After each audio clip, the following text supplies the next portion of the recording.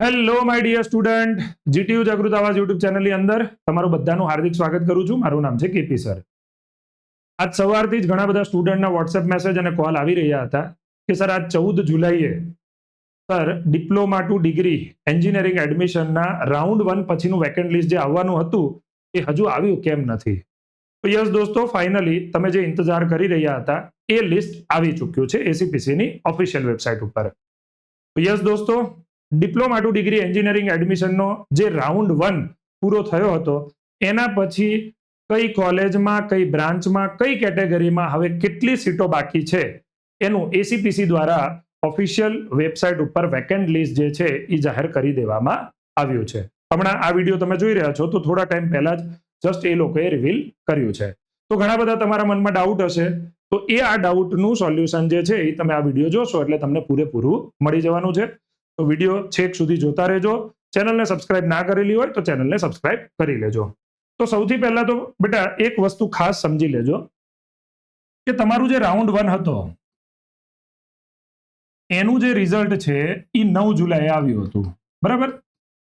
Round 1 નું જે result છે એ 9 જુલાઈએ આવેલું હતું. બરાબર? અને એની જે ટોકન ફીસ ભરવાની લાસ્ટ ડેટ હતી એ બેટા 13 જુલાઈ હતી. લાસ્ટ ડેટ 13 જુલાઈ. એટલે એક વસ્તુ તમારે ખાસ સમજવાની છે. અહીંયા ઘણા બધા સ્ટુડન્ટને આ બહુ બધો ડાઉટ છે. 9 જુલાઈએ તમારું રિઝલ્ટ આવ્યું હતું. પ્રાઇવેટ કોલેજ વાળા હશે તો એમને 20,000 રૂપિયા ટોકન ફીસ ભરેલી હશે. ગવર્મેન્ટ વાળા હશે તો 1,500 રૂપિયા ભરેલી હશે. ગર્લ હશે તો એમને 0 રૂપિયા ફીસ હશે. એસસી, એસટી કે TFWS વાળા હશે એમને પણ 0 રૂપિયા ફીસ હશે. એમને એક્સેપ્ટ અથવા ડિક્લાઇન કરવાનું હતું. હવે એક સિમ્પલ એક્ઝામ્પલ સમજો કે માની લો કે ભાઈ LD કોલેજ છે. બરાબર? એમાં કમ્પ્યુટર જે બ્રાન્ચ છે એમાં LD ની આપણે એક્ઝામ્પલ લઈએ છીએ કે 13 સીટ હતી. બરાબર? એક્ઝામ્પલ લઈ રહ્યો છું, મને એક્ઝેક્ટલી યાદ નથી. કે કમ્પ્યુટરની અંદર 13 સીટ હતી અને રાઉન્ડ 1 માં 13 અલોટ થઈ હતી. ટોટલ સીટો કેટલી હતી? ટોટલ સીટ 13 હતી. પછી ટોટલ અલોટેડ કેટલી થઈ? 13 થઈ ગઈ. તો સર 13 સીટો હતી અને 13 અલોટ થઈ ગઈ તો સર હવે વેકેન્ટમાં 0 રહેવું જોઈએ ઓબ્વિયસલી. પણ ક્યારે? આની પહેલા પણ મેં એક વિડીયો આની ઉપર સમજાવેલો હતો કે અલોટેડ અને વેકેન્ટ શું છે અને ફાઇનલ જે વેકેન્ટ લિસ્ટ છે એ 14 જુલાઈએ આપણે આવવાનું છે એવું ક્લિયર વિડીયોમાં કહેતા હતા. તો પણ અમુક લોકો આપણા વિશે એમ બોલતા હતા કે ખોટી ઇન્ફોર્મેશન આપે એનાથી ચેતવું. બરાબર? હવે એમને શું આપણી જોડે પ્રોબ્લેમ છે એમને જ ખબર. પણ તોય ઘણા બધા આપણી વિશે બોલતા હતા. પણ બોલે, આપણને કશો વાંધો નથી. મેં વિડીયોની અંદર ક્લિયર કીધું હતું કે 14 જુલાઈએ ફાઇનલ વેકેન્ટ લિસ્ટ આવશે ત્યારે હું એક પાછો વિડીયો બનાવીશ. અને એ વિડીયો એમને ના જોયો તો મહેરબાની કરીને ભાઈ પહેલા તમે ખાસ વિડીયો જોઈ લેજો એટલે તમને આઈડિયા આવે કે કેપી સર અંદર શું બોલેલા હતા. તો હવે ટોટલ માની લો કે 13 સીટ હતી. એમાંથી એ વખતે અલોટેડ 13 બતાવતા હતા. હવે ધ્યાનથી સાંભળજો કે આ જે 13 અલોટેડ હતી એમાંથી માની લો કે 10 છોકરાઓએ એમનું રાઉન્ડ 1 નું એડમિશન કન્ફર્મ કર્યું. ચાહે એક્સેપ્ટ કરીને, ચાહે ટોકન ફીસ ભરીને, ચાહે 20,000 ટોકન ફીસ ભરીને. જો કે LD છે એટલે 20,000 રૂપિયા તો હશે નહીં. બોય હોય તો 1,500, ગર્લ હોય તો 0. અગર 13 માંથી 10 છોકરાઓએ એ એડમિશન કન્ફર્મ કર્યું અને 3 છોકરાઓ બાય ચાન્સ ભૂલી ગયા. આજે જ એક છોકરાનો મેસેજ આવ્યો, સર હું તો બેંગ્લોર છું, મારે ટોકન ફીસ પે કરવાની રહી ગઈ. તો એ જે છોકરો છે એની ટોકન ફીસ પે કરવાની રહી ગઈ હોય જે તે કોલેજમાં, તો હવે એ વેકેન્ટ લિસ્ટમાં જાય. બરાબર?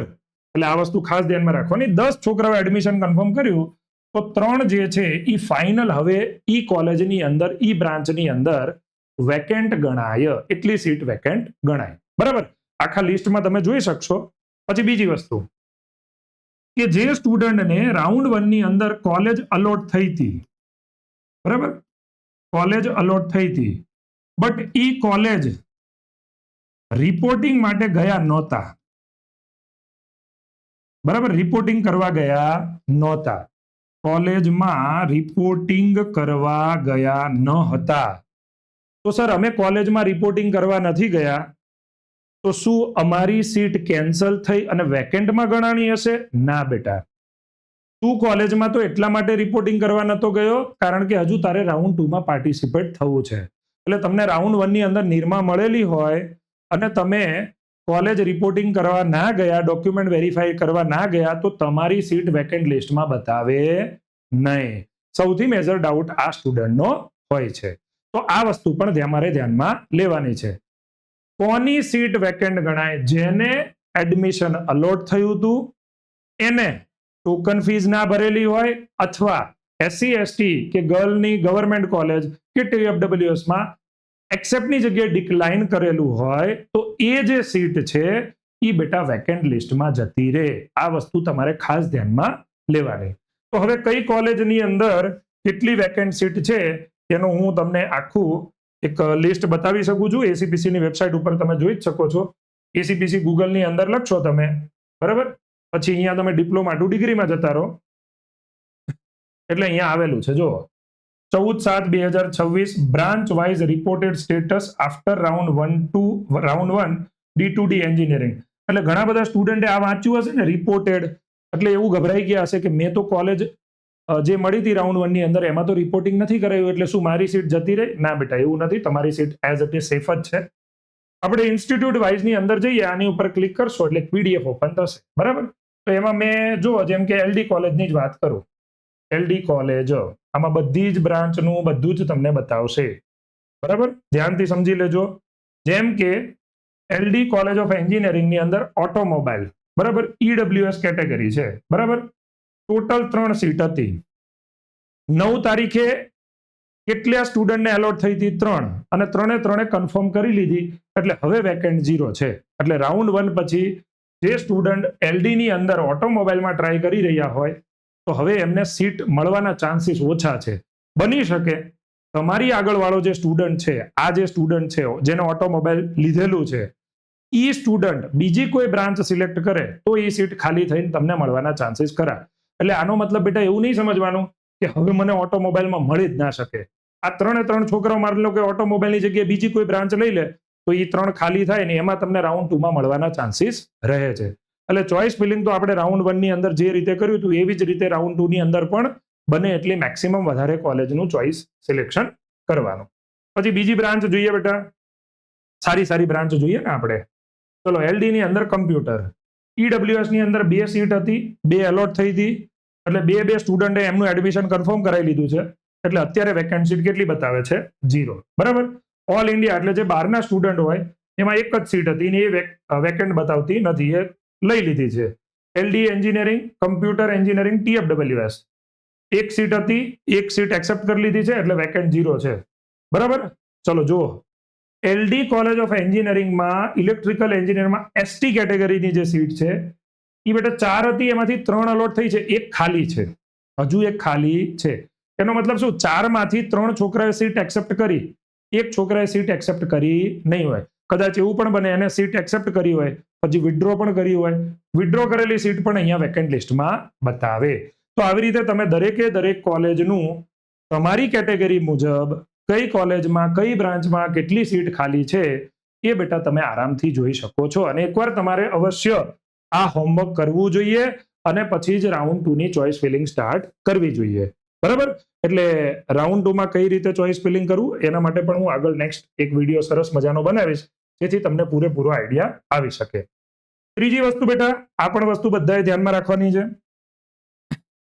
કે આના ઉપર પણ ઘણા બધા સ્ટુડન્ટને ડાઉટ હશે કે સર મને કે મારા ફ્રેન્ડને, ચલો આપણી પોતાની એઝ અ સ્ટુડન્ટ તરીકે આપણે પોતાની વાત નથી કરતા, સર અત્યારે નિરમાની વાત કરીએ કે મારા ફ્રેન્ડ જેટલા પણ હતા 10-12 એ બધાને નિરમા મળી ગયું, અને એમાં કમ્પ્યુટર એન્જિનિયરિંગની જેટલી પણ બ્રાન્ચ છે CE ની કે AIML જે પણ હોય એ બધી અત્યારે ફૂલ છે, એમાં વેકેન્ટ કેટલું બતાવે છે? 0.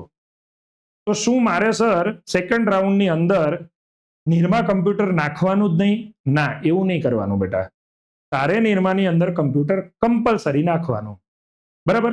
એટલે ઘણા બધા સ્ટુડન્ટ એવું પૂછી રહ્યા છે કે સર નિરમામાં તો કમ્પ્યુટરની જેટલી બી સીટો હતી એ બધી ભરાઈ ગઈ છે, વેકેન્ટ તો 0 બતાવે છે, તો હવે અમને રાઉન્ડ 2 ની ચોઇસ ફિલિંગમાં નિરમા કમ્પ્યુટર બતાવશે? હા બેટા બતાવશે. રાઉન્ડ 1 માં જેટલી બી ચોઇસ તને બતાવતા હતા એ બધી રાઉન્ડ 2 માં બતાવશે, બરાબર છે. સિમ્પલ લોજિક છે. ક્યાંક જેને કમ્પ્યુટર મળ્યું છે એ સ્ટુડન્ટ એવું વિચારે કે ભાઈ મારે હવે કમ્પ્યુટરમાં નથી જવું, બરાબર, મારે EC-માં જવું છે. અત્યારે EC નો ટ્રેન્ડ ચાલી રહ્યો છે, કમ્પ્યુટરમાં કે છે પ્લેસમેન્ટ ઓછા થાય છે, એવું માની લો કે કોઈ એને માઇન્ડ વોશ કર્યું અને એને પોતાની કોલેજ કોલેજ બ્રાન્ચ ચેન્જ કરી તો રાઉન્ડ 2 માં એ ઈસીમાં જશે. જો એને ઈસી મળવા પાત્ર હશે તો, કોઈ ઈસીની સીટ છોડશે તો એ સ્ટુડન્ટને ઈસી મળશે જો ખાલી હશે તો, અને ઈસી એને મળે તો એની પોતાની સીટ ખાલી પડે તો જે એના પછીનો એલિજિબલ કેન્ડિડેટ હોય એને પાછું કમ્પ્યુટર મળવાના ચાન્સીસ રહેતા હોય છે. એટલે તમારે રાઉન્ડ 2 ની અંદર ચોઇસ ફિલિંગ તો બેટા જે રીતે રાઉન્ડ 1 ની અંદર કરતા હતા એ જ રીતે કરવાની. બરાબર? કે ભાઈ નિરમાની અંદર કે એલડી ની અંદર સાહેબ કમ્પ્યુટરમાં હવે ખાલી બતાવે છે તો એ તો નાખવાનો મતલબ જ શું? બેટા નાખવાની જ, કમ્પલસરી નાખવાની જો તમે ટાર્ગેટ કરી રહ્યા છો તો. બરાબર? આ વસ્તુ ખાસ એટલે ખાસ નોટ ડાઉન કરજો. ઠીક છે? ચલો હવે રાઉન્ડ 2 નું ચોઇસ ફિલિંગ કેવી રીતે કરવું એના ઉપર આપણે નેક્સ્ટ વિડીયોની અંદર મળીશું. Thank you so much. Take care. Bye bye.